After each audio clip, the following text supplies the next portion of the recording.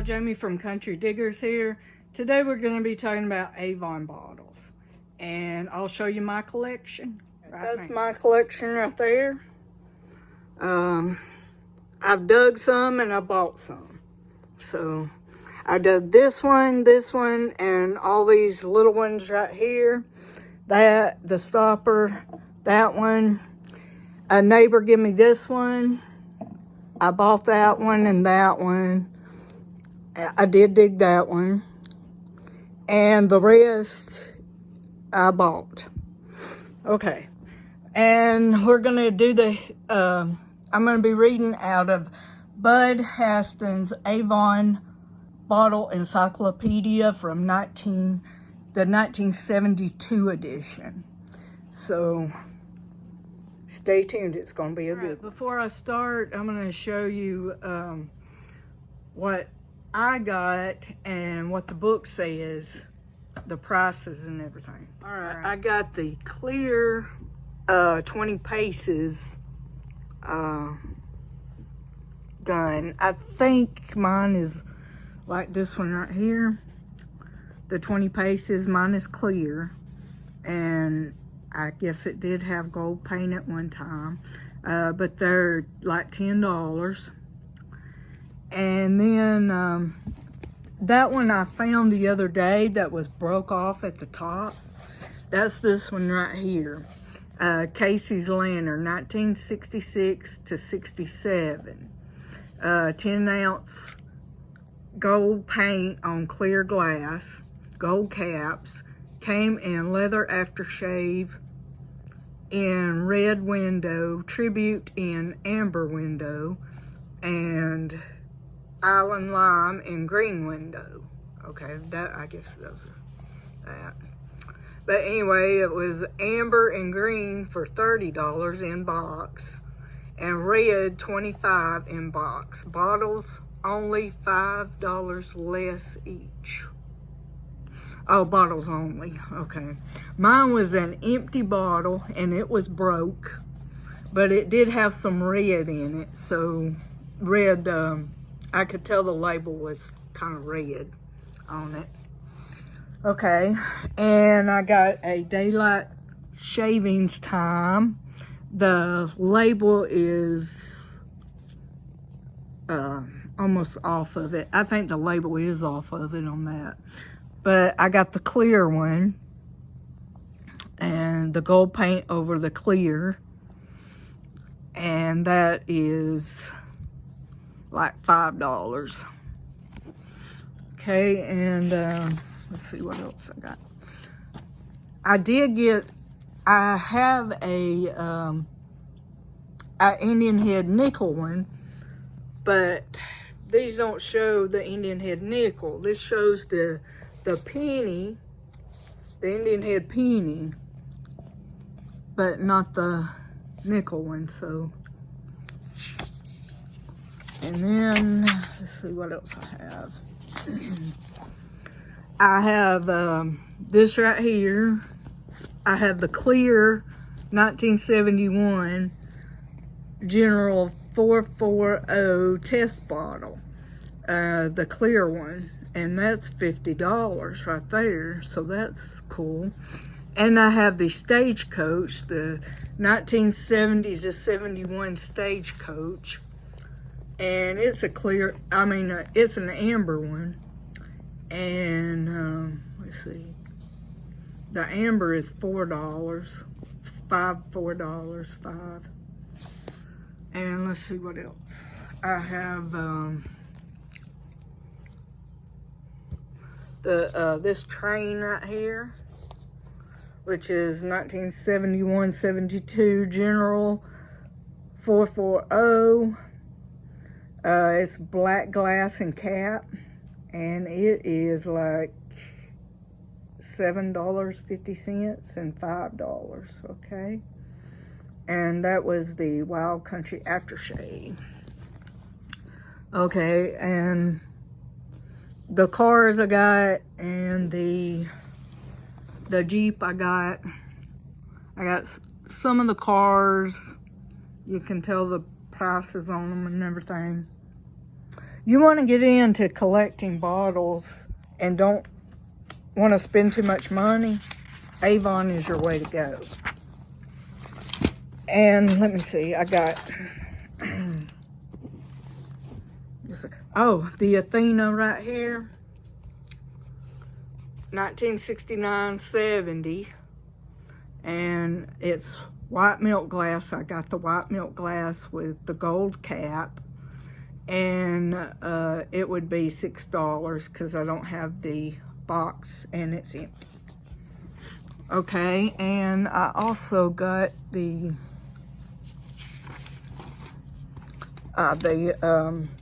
clock right here, the milk glass clock, which is 1970-72, leisure hours it's called, and the label is off of mine and it doesn't have a top. So it's 5-ounce milk glass bottle, foaming bath oil. It would be $5 to $3, but without cap and label, it's according to what somebody wants to pay for it, I guess. But I dug that one, and that one's nice. That was my nicest Avon. But anyway, hope y'all enjoy the history on it. Bottle collecting is the largest single collecting field today. It looks as if Avon collecting is at the top of the bottle field and is here to stay. It started in the West and now covers the entire U.S. The East and South are picking up new Avon collectors fast and are opening up a whole new area for Avon marketing. Bottles will differ in color shades due to the various dates of manufacture. It is difficult to get exactly the same color each time. Unless a bottle comes out in a completely different color, it will be of the same value. This is a history of the California Perfume Company, now Avon Products Incorporated. It was written by the founder, D.H. McConnell Sr. in 1903. To give you a sketch or history of the birth and growth of the California Perfume Company is in a measure like writing an autobiography. Our lives have become so identical and so interwoven that it seems almost impossible to separate us, even in history. I will ask you, therefore, to pardon whatever personal reference I may make of myself in describing to you how the California Perfume Company has become the largest of its kind, not only in the United States, but I believe in the entire world.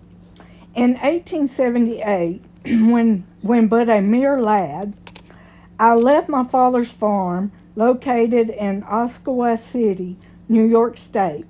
Here I spent my boyhood days and through hard work and proper training, developed a good, strong, hardy, rugged constitution. When I started out in the world to make my fortune, I had this positive advantage over many who were less favored. My first experience in the business world was as a book agent. I took this up during my school vacation and developed quite a faculty for talking, which I have since learned is quite essential and has stood me well in hand many times. My success in canvassing was such as to invite me into the same field the following year. And after 2 years' hard work in the canvass, I was promoted from local canvasser to that of general traveling agent. As general agent, I traveled in nearly every state east of the Rocky Mountains. This gave me a valuable knowledge regarding the country, and my experience, both as canvasser and as general agent, gave me a good insight into human nature.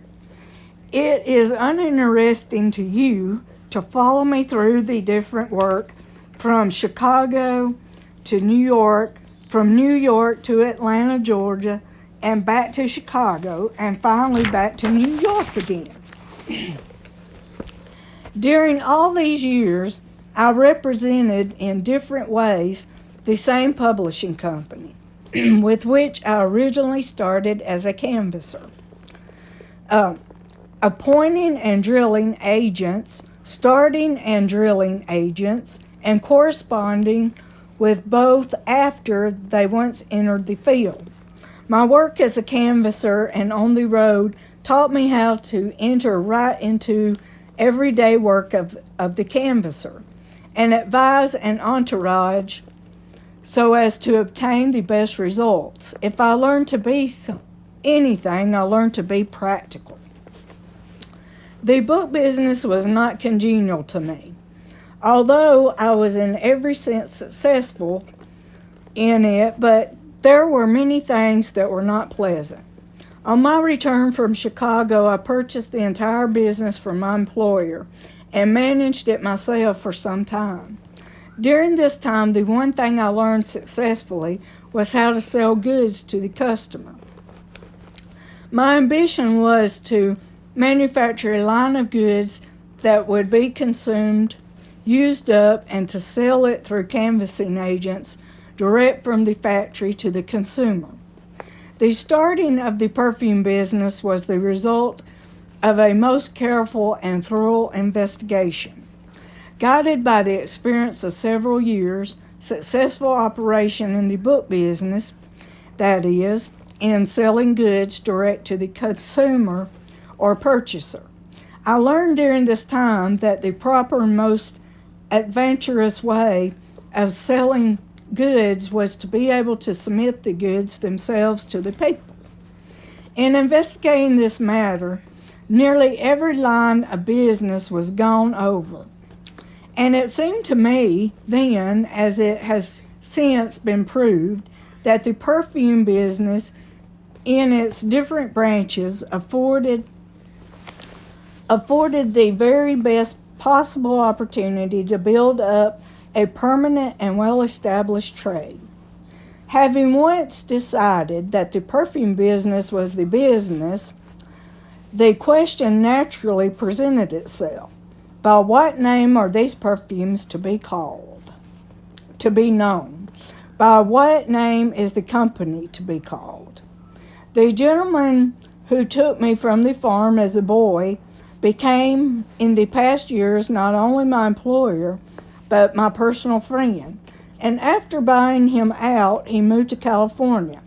And while there, wrote me glowing accounts of the country. And to him belongs the idea of the name California as associated with this business. Excuse me while I get me some water.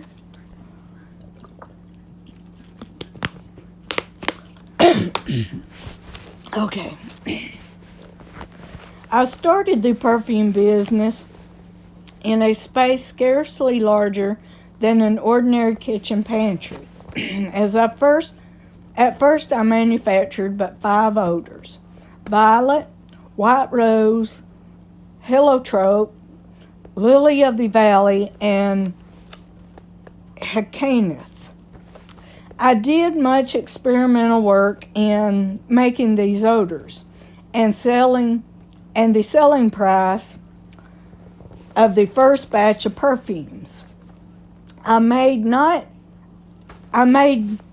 Perfumes I made did not cover 1/2 the actual cost of the goods, but experience is a great teacher. I had applied myself to the task of making perfumes with the same vim and energy that I had in selling books, and after a short time I fancied that I could produce as fine an odor as some of the old and tried perfumes. At least my perfumes pleased my customers. They were the natural perfumes of the flower, made in the most natural way, and by the process employed by the large French perfumers. I soon found it necessary to increase the odors and to add to the line other articles for the toilet.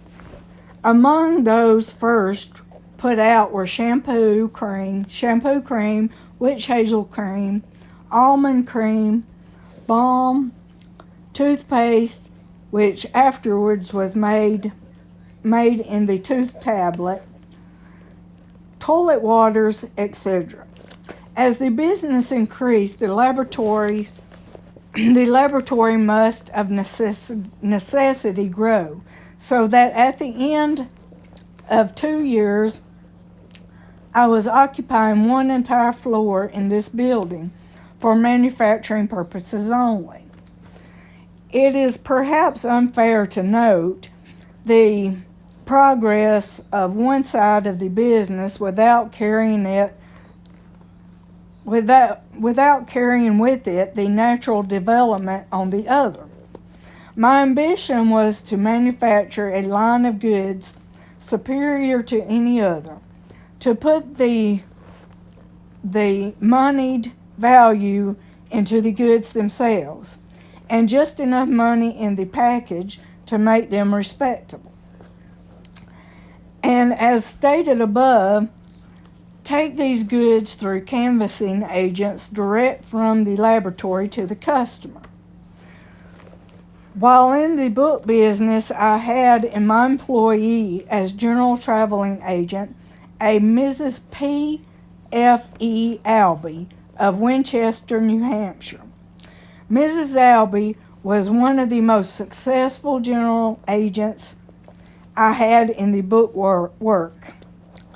And it was in her hands I placed the first sample case or outfit in the perfume business.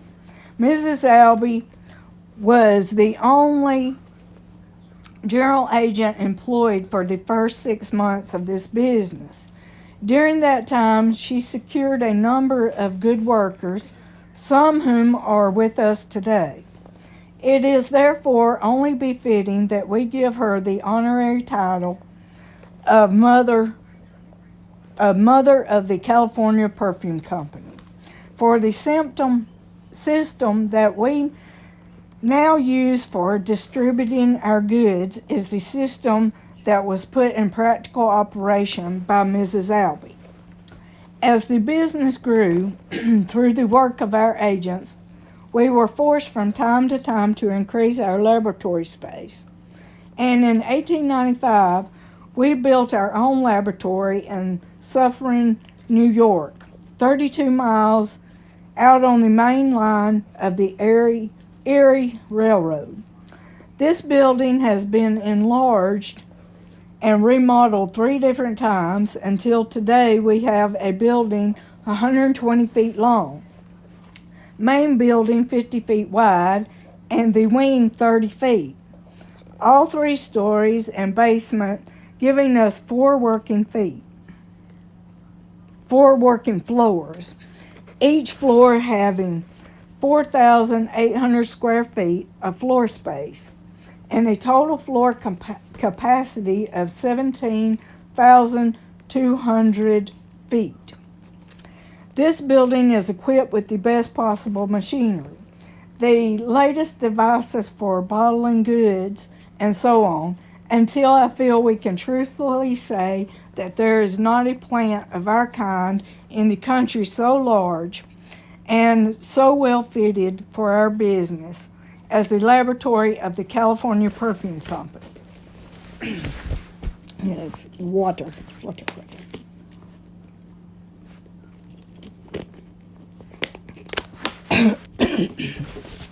Okay, excuse me. A well-directed effort and hard work must eventually win their way to the front. So the manufacturing end of the California Perfume Company grew out of my hands. That is to say, I found that it was almost impossible for me to manufacture, to give the personal attention to both manufacturing and correspondence, which the merits of each required. Therefore, in 1896, I secured the services of the best perfumer I could find, a gentleman who had been in the perfume business himself for 25 years and had the reputation in New York and the vicinity for making the finest perfumes on the American market. excuse me. In order to secure his services, I was obligated to buy out his business and close up his laboratory, and now he has full charge of the manufacturing of every ounce of goods that we put out. My object in locating the laboratory at Suffering was that, as Suffering is my home, I can give much more personal attention and supervision to the affairs of the laboratory than if it was located in New York. So that every day in the year, unless when I'm out on one of my trips, visiting agents and general agents, I am at the laboratory every morning and spend an hour with our chemist, going over his work, and see that every ounce of goods, every package in every department is made and put out in the best possible shape. That was America back then. Look at America now. Well, anyway, contrast, if you please, the appearance of our office today with that of when Mrs. Albee first started out with the California Perfume Company's goods. Then I had one stenographer, and I myself filled the position of correspondent, cashier, bookkeeper, shipping clerk, and office boy, and manufacturing chemist. Today we have our weekly payroll, over 125 employees. Mrs. Albee, for the first 6 months, was the only general agent on the road. Today we have 48 general agents traveling all over this country and selecting and drilling agents for this work. The first 6 months we had perhaps 100 agents in the field. Today we have over 10,000 good, honest, industrious, and energetic depot managers. All of you have your own customers, so that it is difficult to actually estimate today the vast number of families that are using our goods. If each of you have 100 customers or sell goods to only one different families, we are supplying goods to at least 1 million families in the United States.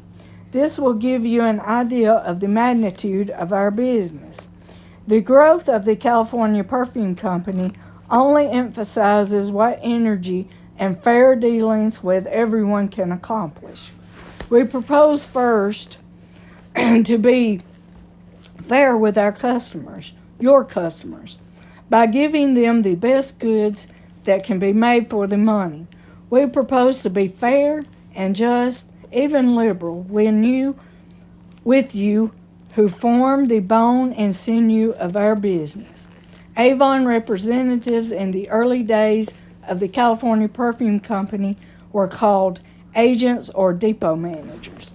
I guess the first Avon lady was Mrs. Albee, though. But anyway, a brief narrative of the romance. Early struggles and success to date of Mr. and Mrs. D.H. McConnell. Miss Lucy Hayes and David H. McConnell were introduced to each other by mutual friends when Mr. McConnell was in Chicago on business. They fell in love and were quickly married at the home of Miss Hayes' sister.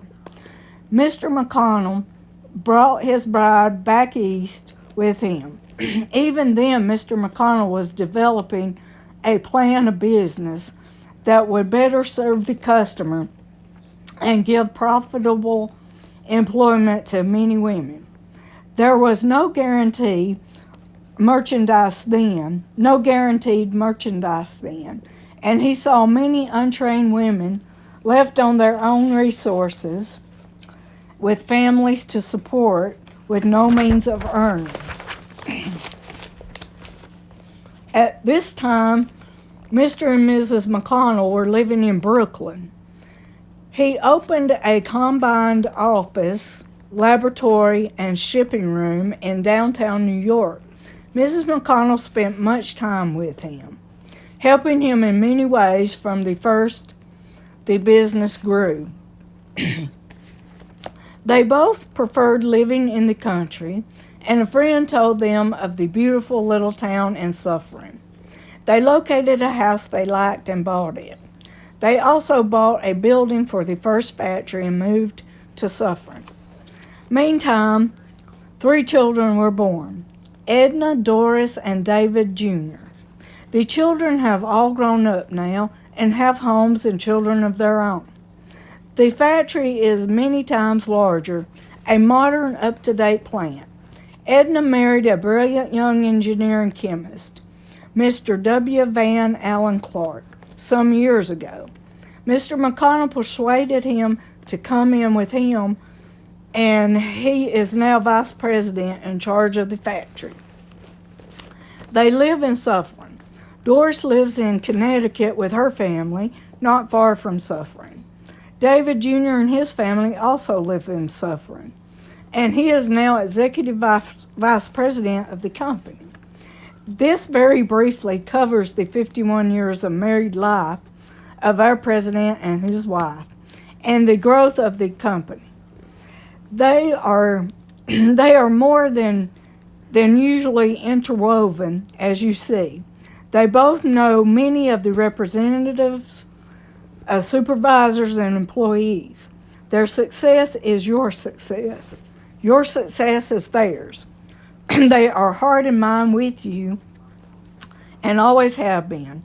That is why the committee knows that the success of this campaign you yourselves have planned and will carry out to a glorious conclusion will so please them. Your loyalty and interest and good work will mean more to them than anything else possibly could. Okay, water.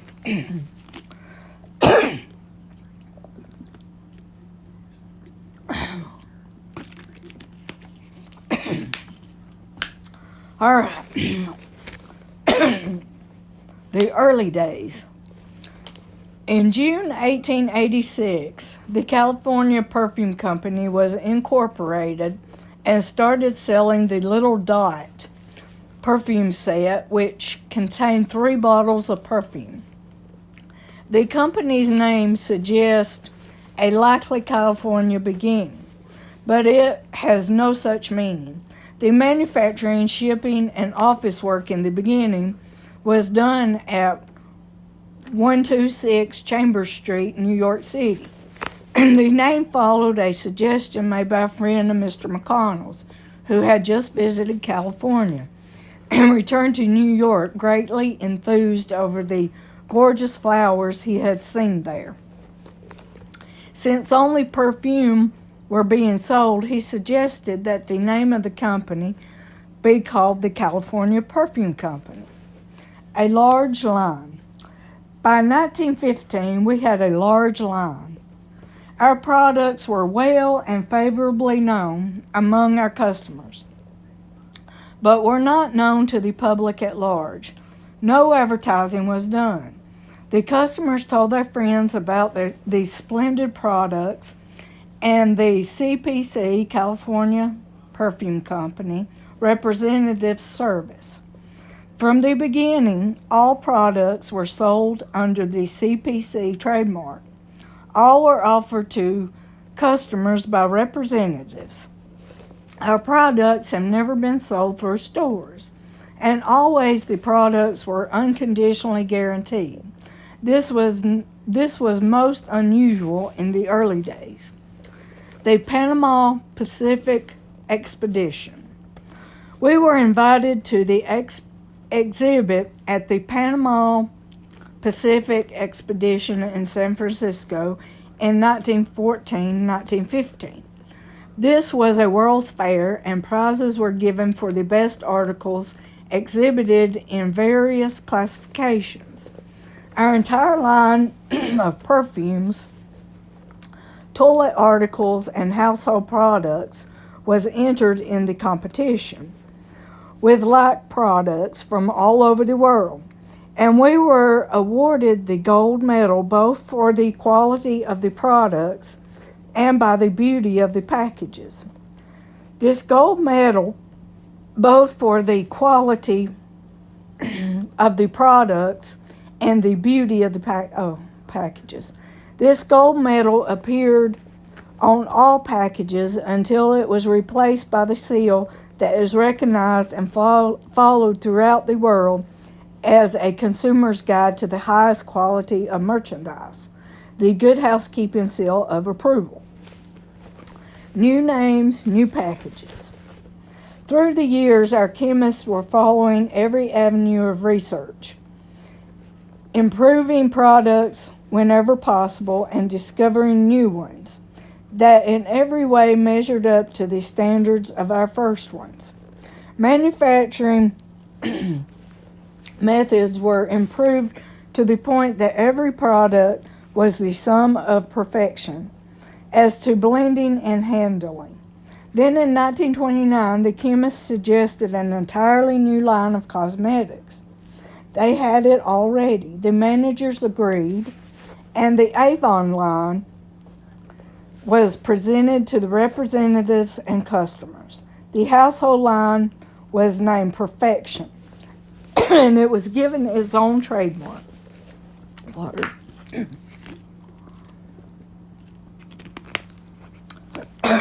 Excuse me. Okay. Good Housekeeping Seal of Approval. In 1931, the first group of Avon cosmetics were approved by Good Housekeeping. And from that time on, other groups were sent, tested, approved, and the seal added to our product packages. By 1936, our 50th anniversary year, Good Housekeeping completed their test and approved all Avon and Perfection products which came within their scope. All products added since that time bear the seal of approval. A new policy, national advertising. Steadily increasing business over a period of 50 years without any advertising was a remarkable record. But with the celebration of the Golden Jubilee, we changed our policy and began to advertise. All during 1936 and 37, our advertisements appeared in Good Housekeeping. They are appearing now telling the public that Avon products are unconditionally guaranteed and that our representatives will give them Avon service. We tell readers how convenient shopping the Avon way is for them. Okay. The phrase Avon calling rings round the world as the signature of a firm devoted to the manufacture and sales of high-quality cosmetic and toiletry items for all members of the family. From its start in 1886 as the California Perfume Company, Avon has grown steadily, expanding its operation throughout the world. Today, 14 manufacturing laboratories and 25 distribution branches, all using the most modern and efficient equipment, and all staffed by well-trained and experienced employees, produce a vast variety of ever-changing, imaginative products. The Avon representative's focal point of the company employs the oldest method of distribution in the world, direct-to-the-home selling. This means she brings the latest news in beauty and grooming, the finest products, and the most personal kind of service directly to our customers in their own homes. Avon's growth from a one-room laboratory in downtown New York to the current worldwide network of manufacturing laboratories and distribution branches is a success story based on quality. Quality of product, quality of service, quality of relationships with people. All right. Hope y'all enjoyed. And see you soon. Bye.